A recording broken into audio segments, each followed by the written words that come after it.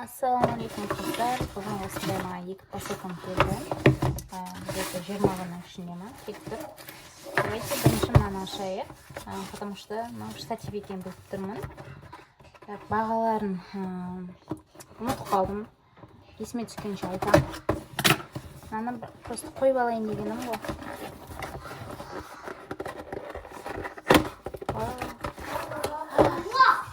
Осындай штатив алдым. Қолға ұстауға ыңғайлы, кішкентай, компактный алдым.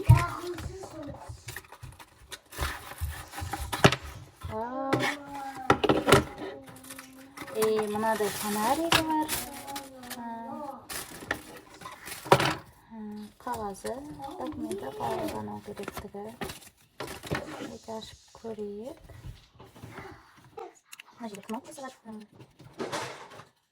Мына жерге телефонды қыстырасыз. Мынау ұзақ береді. Жақыннан көрсетейін. Енді кішкентай телефон болады. Потом осындай несі фонарика. Қосып қойын. Мына жерден телефонды қоятын. Фонарика. Оны былай қояды екен. Мынаны алып тастаймыз походу. Себебі жаны керек.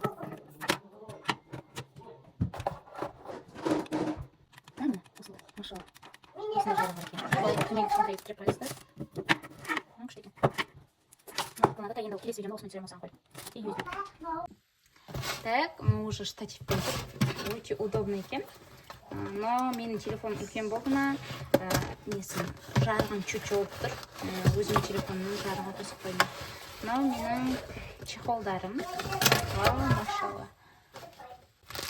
Бәрін бір магазиннен бердім. Давай бір бірде көлейік ашып. Қандай күшті, іші мынадай. Осындай мемешный чехол бердім. Өте әдемі екен. Фотолардың бәрін қалдырып кетем. Одан кейін осындай чехол. Машалла, қандай әдемі. Бағалардың бәрін қалдырып кетем. Өте көңілмен шығып тұр. Жылтырағын қараңыздар. Прям күшті.